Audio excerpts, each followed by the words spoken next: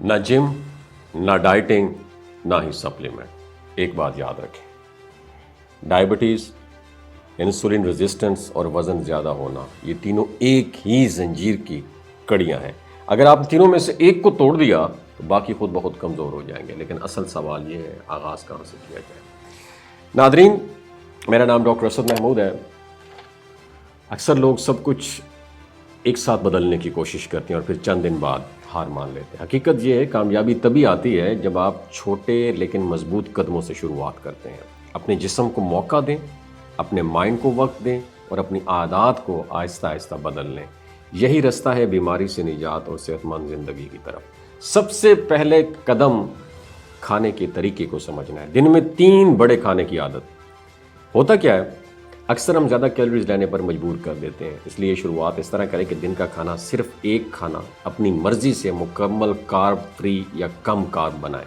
یہ کھانا ناشتے کا بھی ہو سکتا ہے، لنچ کا بھی یا ڈنر کا بھی ہو سکتا ہے، جو آپ کے اسکیجول کے حساب سے آپ کو آسان لگے۔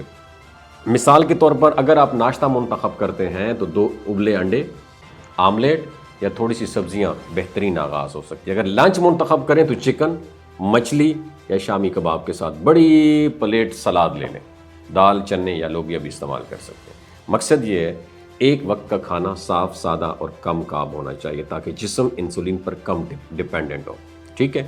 دوسرا اہم قدم یہ ہے، کھانے کے درمیان کم از کم 5 سے 6 گھنٹے کا گیپ رکھیں۔ درمیان میں بس پانی، گرین ٹی یا بلیک کافی لے سکتے ہیں۔ کوئی بسکٹ، جوس، فروٹ، چائے میں دودھ یا میٹھا آپ نے بالکل بھی نہیں لینا۔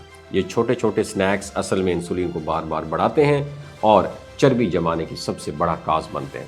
کچھ دن کے بعد آپ کا جسم اس کا عادی ہو جائے گا اور آپ کو حیرانی ہوگی کہ بھوک تو کم لگنے لگ گئی ہے۔ تیسرا اصول یہ ہے، چینی کو زندگی سے ٹاٹا بائے بائے کر دیں، چاہے وہ چائے میں ڈلی ہوئی ہو، بیکری آئٹمز میں چھپی ہوئی ہو یا مشروبات میں ملی ہوئی ہو۔ کچھ دن کے لیے مکمل بریک آپ نے لگا دینی، اور یہ شاید مشکل لگے لیکن 2 سے 3 ہفتوں میں آپ دیکھیں گے کہ آپ کی خواہش، کریونگ خود بخود کم ہو گئی ہے۔ ٹھیک ہے؟